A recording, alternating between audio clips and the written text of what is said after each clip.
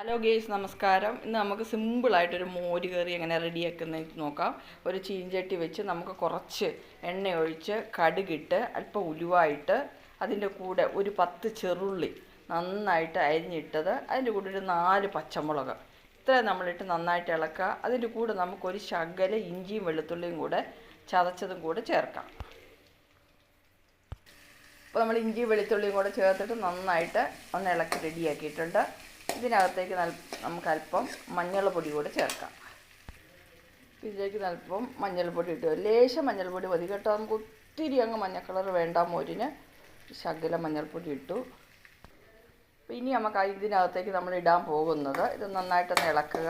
ഇളക്കിയതിന് ശേഷം ഇതിലേക്ക് ഇടാൻ പോകുന്നത്, ഞാനൊരു ഏത്തക്ക എടുത്തിട്ടുണ്ട്. ഏത്തക്കയുടെ ഒരേത്തക്ക പകുതി മുറിച്ചത് ചെറിയ കഷ്ണങ്ങളായിട്ട് എടുക്കുക. ആ ഏത്തക്കയോടെ നമുക്ക് ഇതിനകത്തേക്ക് ചേർക്കാം.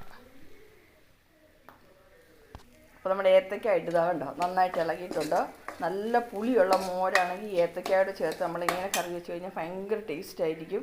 ആ ഏത്തക്കായ ടേസ്റ്റിന് പ്രത്യേക ടേസ്റ്റാണ്. അപ്പം ഇങ്ങനെ തന്നെ നിങ്ങൾ ചെയ്ത് നോക്കണം. ഇനി നമുക്ക് ഇതിനകത്തേക്ക് 5-6 കറിവേപ്പില തണ്ട് ഇടും. അപ്പോൾ നമ്മൾ 5-6 കറിവേപ്പില തണ്ട് കൂടി ഇട്ടിട്ടുണ്ട്.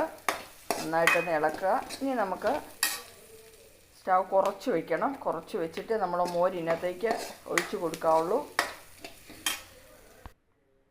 അപ്പോൾ നമ്മളിതാ മോര് നമ്മൾ ഇവിടെ ഒഴിച്ച് കഴിഞ്ഞു. ഇനി നമുക്ക് ആവശ്യത്തിന് ഉപ്പിട്ട് കൊടുക്കാം. കല്ലുപ്പിട്ട് കൊടുക്കുക. അപ്പോൾ ഗേസ്, നമുക്ക് ആവശ്യത്തിന് കല്ലുപ്പിട്ട് കൊടുക്കുക.